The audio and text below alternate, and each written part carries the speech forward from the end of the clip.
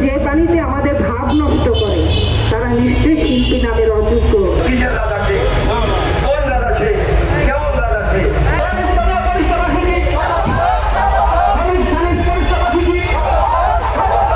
লালনের দর্শন বিকৃতির অভিযোগে প্রেস ক্লাবে বাউল শিল্পীদের প্রতিবাদ। লালন সাইজির বাণীকেই বলা হয় ভাব বাণী। তো যে পানিতে আমাদের ভাব নষ্ট করে তারা নিশ্চয়ই শিল্পী নামের অযোগ্য। আমাদের একটাই দাবি, একটাই চাওয়া, তিনি যে বলেছেন 65% সুর করেছেন।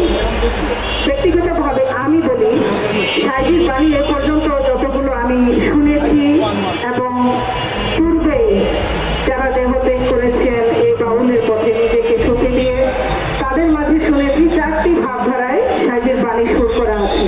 লালন সাইজির দর্শন, কথা, সুর ও গান বিকৃতির অভিযোগে রাজধানীর জাতীয় প্রেস ক্লাবের সামনে প্রতিবাদ ও বিক্ষোভ কর্মসূচি পালন করেছেন দেশের বিভিন্ন অঞ্চলের বাউল শিল্পীরা। বাউলের অধিকার রক্ষা জাতীয় কমিটির ব্যানারে আয়োজিত এ কর্মসূচিতে অংশগ্রহণকারীরা অভিযোগ করেন, কিছু ব্যক্তি লালনের ভাবধারা ও গানকে বিকৃতভাবে উপস্থাপন করছেন, যা বাংলা সংস্কৃতি ও বাউল ঐতিহ্যের জন্য ক্ষতিকর। একসময় শিল্পকলার কর্মচারী হিরো নামধারী একটি ছেলে, তাকে আপনারা রাজা বলেন। কিসের রাজা সে? কোন রাজা সে? কেমন রাজা সে? সে এসে কুলসিত শুরু করে দিল এখানে।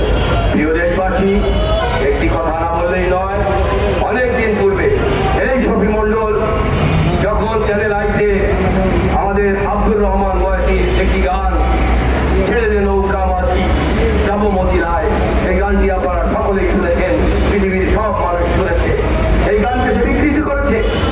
মূল জায়গা থেকে সে এখানে তিনি বলছেন মদিনায় নবী এলো মা আমিনার ঘরে। এই ছবি মণ্ডল, তুই কোথায় পেলি মদিনায় নবী এলো? এখানে আব্দুর রহমান বয়াতি বলেছিলেন দুনিয়ায় নবী এলো, সে বলে মদিনায় নবী এলো মা আমিনার ঘরে। কোথায়? মক্কার ঘরে মা আমিনার ঘরে নবী এসেছিল, এটাকে বিকৃত করলো সে। বক্তারা বলেন, লালনের প্রকৃত দর্শন সংরক্ষণে সংশ্লিষ্টদের কার্যকর উদ্যোগ নিতে হবে এবং যারা বিকৃত তথ্য ও উপস্থাপনা ছড়াচ্ছেন তাদের বিরুদ্ধে প্রয়োজনীয় ব্যবস্থা গ্রহণ করতে হবে।